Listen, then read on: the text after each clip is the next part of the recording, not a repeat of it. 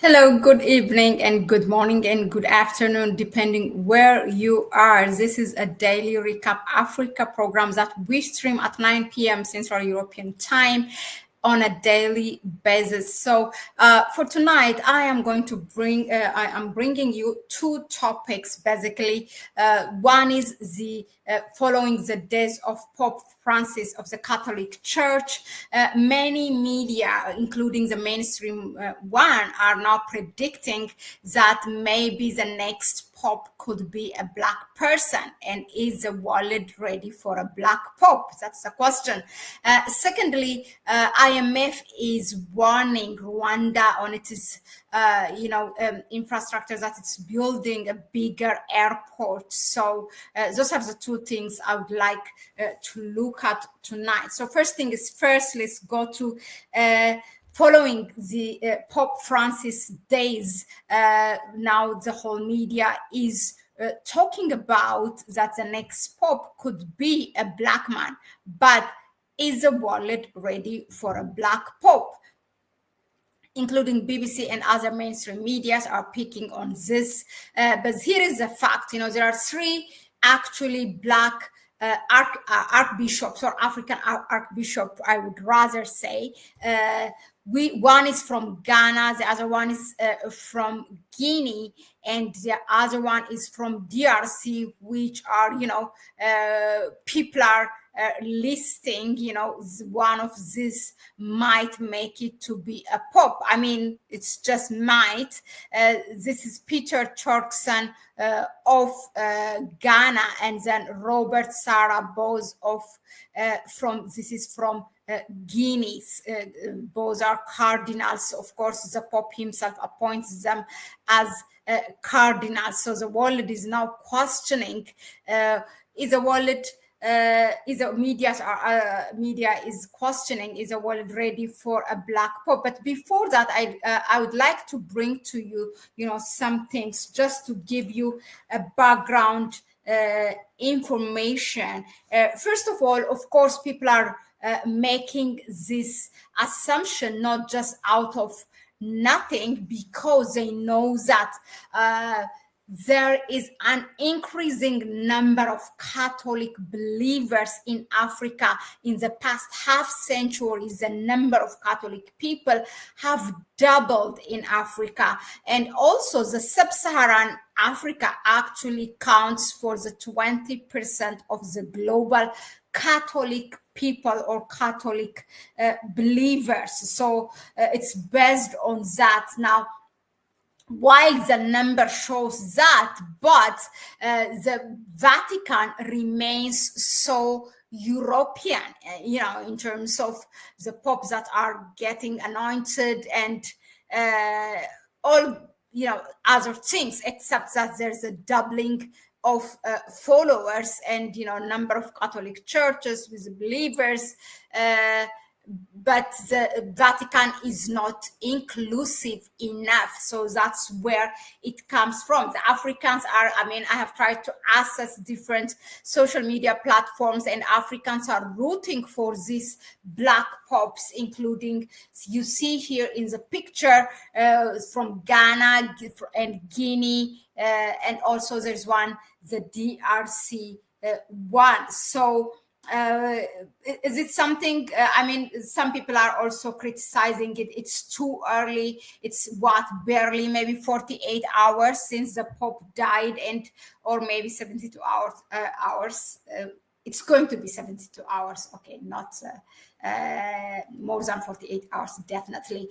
But yeah, it's too early to talk about this. Now, I'm going to touch on the legacy of Pope Francis, the Africa's potential for leadership, and if there's a new era for the church, meaning the Catholic Church. Let me just,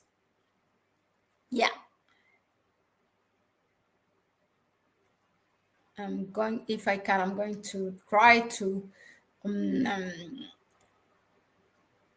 share it with you. But anyway, so Pope Francis' papacy was It was a watershed moment for the church in many ways, because his focus on social justice and also calls for mercy and compassion, and his commitment to highlighting the struggles of the marginalized, whether migrants, the poor, or indigenous people, resonated deeply with millions of Catholics across the globe.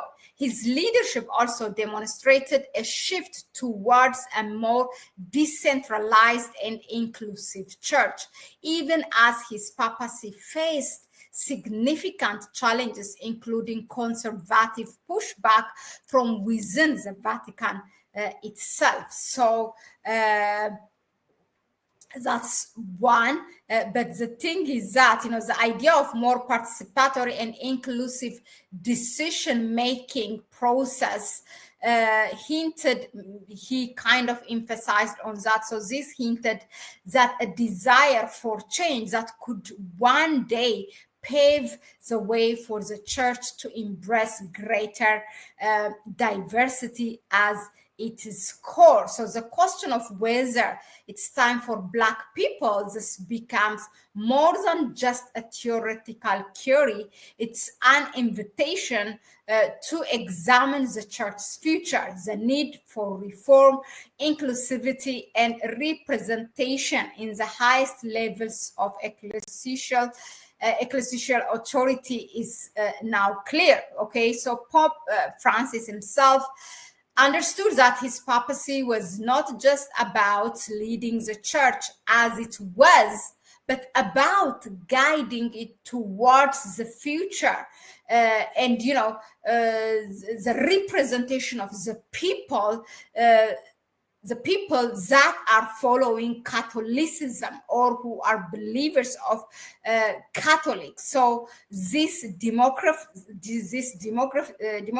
is not something that's going to be ignored. Now, when we come to Africa's potential for leadership, we see that, the question is, okay, could the next pope come from Africa?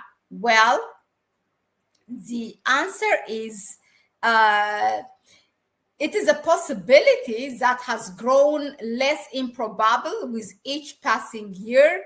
Figures like Cardinal Peter Turkson of Ghana, who has long been considered a front runner for the papacy, represents the potential for the church to embrace an African pope. Cardinal Turkson's long-standing leadership in the Vatican, including his role in shaping the church's response to issues like climate change and global inequality, suggests that a Black pope would bring not only symbolic weight, but also substantive leadership in areas crucial for the church's future.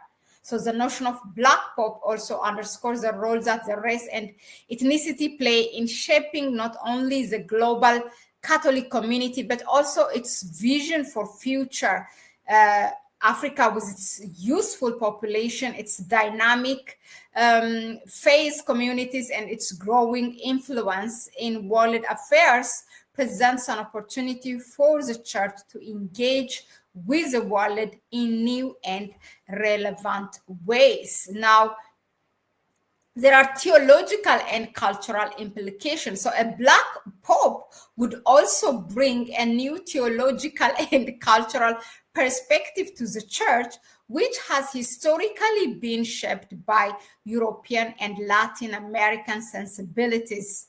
African Catholicism is deeply rooted in a rich tradition of spirituality, communalism, and respect for the sacred, which could breathe new life into the church's global mission. This perspective could also provide new avenues for dialogue between the Catholic Church and other faiths, particularly within Africa's religiously diverse context.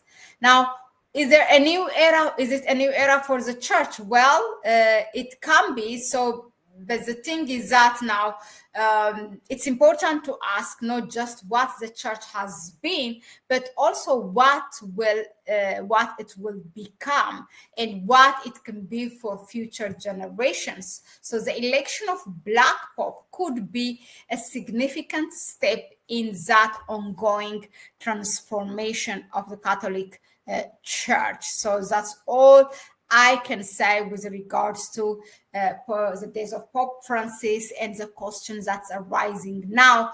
Is the world ready for the Black Pope? Okay, next on, moving to our second topic, is that Rwanda is being warned by IMF. So why is that? We are going to I'm going to share that with you in a moment. So let me just share it. Give me a second. So here it is. Okay. All right then. Okay, so we're gonna dive into it. So the IMF cautions Rwanda on 2 billion Bugesera airport project amid debt concerns. So the International Monetary Fund has advised Rwanda to exercise caution regarding its 2 billion US dollar Bugesera International Airport project, citing potential risks to the country's fiscal stability due to rising public debt. But Rwanda and Paul Kagame, its president, are tone deaf for this other proceeding with their project. Now, the warning was issued as part of ongoing discussions between the IMF and Rwandan authorities, with the fund emphasizing the need for careful financial planning.